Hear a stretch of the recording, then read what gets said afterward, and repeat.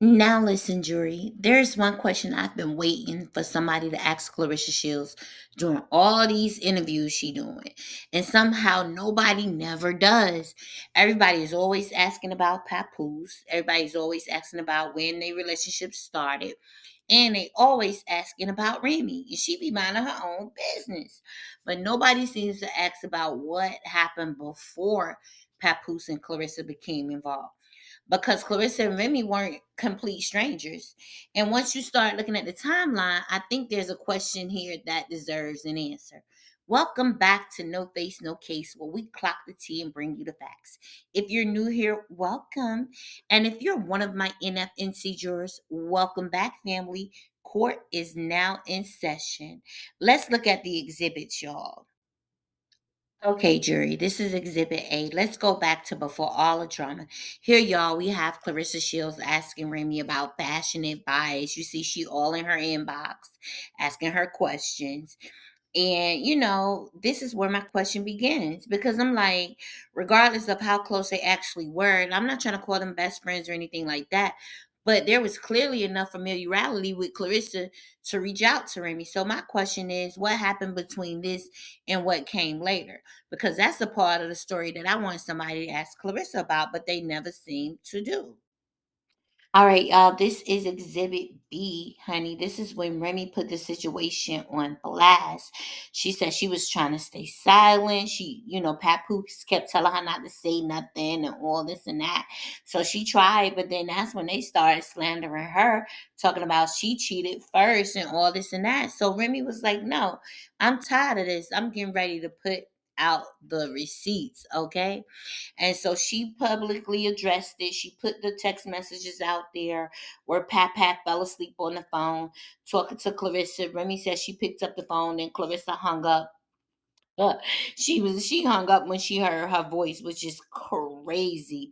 You know what I'm saying? So I'm just trying to figure out like what happened from the time this girl was asking this woman for fashion advice and this and that and reaching out, talking about sis, trying to act like she's a girl, to the time that she started sleeping with her husband.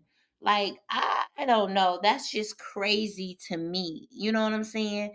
Like, it just doesn't make any sense. Like, what happened in between those 2 points? That's the interview question I want answered. That's the question that I want somebody to ask her when she goes on these podcasts doing these crazy ass interviews. But everybody act like they so scared to ask. All right, y'all, this is Exhibit C. So Remy basically saying, like, girl, you don't know what's going on. You listen to everything Pap telling you. You just listen to one side of the situation, because Claressa making comments about Remy having two boyfriends and all of that. And she has no idea what's going on. You know what I'm saying? That's her personal life. You're in these people marriage. So of course you're listening to what Pap is telling you. But this is what I want to know. Like,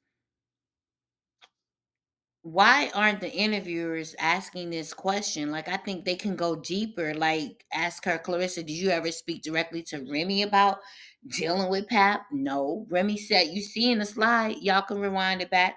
She said right there, let me know when you're ready to be woman enough and we could talk. You know what I'm saying? Like, what happened? Did they fall out before? When did their relationship change? Those are the questions that I want answers to, but people act like they scared to ask. Now, jury, this is Exhibit D, another post that had people divided.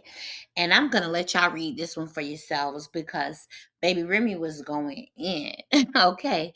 But essentially, the post is questioning the timeline and circumstances surrounding Claressa's and Papoose relationships. And when I went to the comments, baby, the jury over there was split. Some people was completely on Claressa's side, and some were also on Remy's side. Some were defending Claressa, saying basically, if that marriage was already over, what exactly did Claressa do wrong? And that I don't understand why people think like that, right? And then you had the other people saying, hold on, regardless of what's happening inside Remy and Pap's marriage, Claressa already knew and communicated with Remy. Now that's what makes it different from me. And honestly, that's really the only conversation I'm interested in. Look, I'm not here to decide what obligations Papoose had to Remy. We already know a husband has obligations within his own marriage. I'm specifically asking about Claressa's perspective.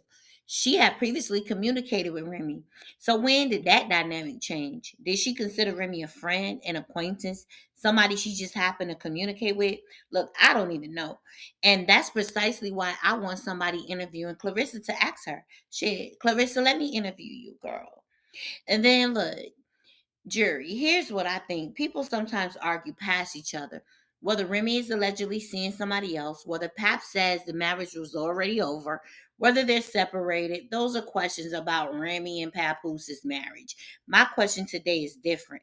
I am asking about the previous connection between Claressa and Remy. Because if Claressa says, look, Remy and I weren't friends, we exchanged a few messages years ago and that was it, okay?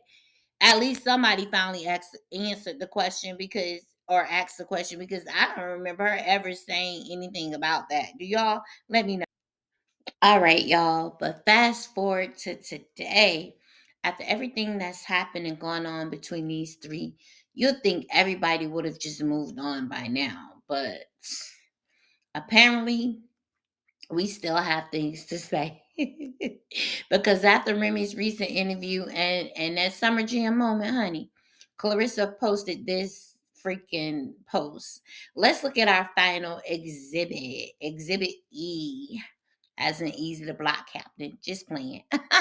But Exhibit E, she had a nerve to say that Remy, she was talking indirectly. She didn't call her by name, obviously, but talking about clout, somebody doing anything for clout. Girl, y'all are clearly using Remy for clout, okay? They were just mad because Remy let it out when she was in Summer Jam. She said what she had to say and she meant what she said. You know, she let the real reason be known why the divorce hasn't happened yet.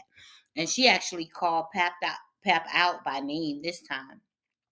She did not even spare him. I know y'all seen that little clip floating around here on the internet, child. She did not let up. Okay. And so Claressa was mad about that. Call herself trying to take up for her man, I guess, and gonna post this foolishness where she clearly copied out for Remy's put him on video. I mean, with the robe, the hair.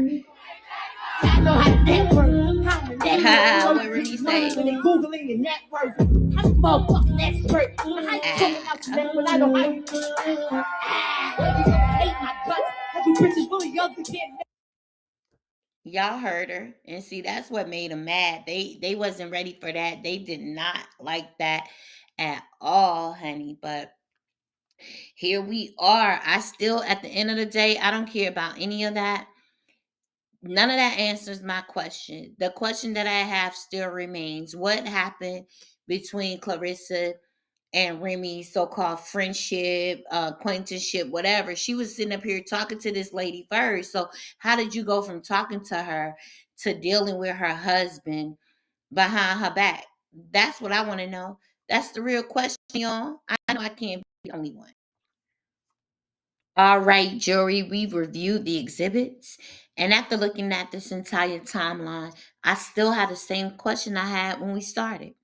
Why does nobody ask Claressa about her prior relationship or communication with Remy? I'm not saying they were best friends. I'm not even saying Claressa necessarily owed Remy some type of loyalty that everybody has to agree on. That's for you to decide. What I'm saying is the communication definitely existed. So I want to know what changed. When did that communication stop? And how do we go from Claressa reaching out to Remy for advice to everything we've watched unfold publicly? And does that history change how you view what happened later? Because that's the interview I want to see.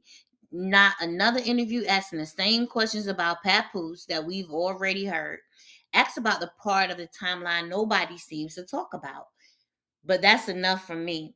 Jury, what's your verdict? Does Claressa previous communication with Remy matter? Or do you think it has absolutely nothing to do with her relationship or later relationship with Papoose? And most importantly, what question would you ask Claressa if you had the opportunity to interview her? Drop your verdict below because I definitely want to hear what y'all think. Now, if you enjoyed today's case, hit that like button. And if you're new around here, please consider subscribing and joining the NFNC jury.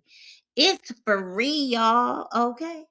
Now, remember, different verdicts are welcome. Disrespect is not. So let's keep it cute, jury. This is no face, no case, where we clock the tea and bring you the facts. Oh, and until next time, be good or good at it. Court is now adjourned.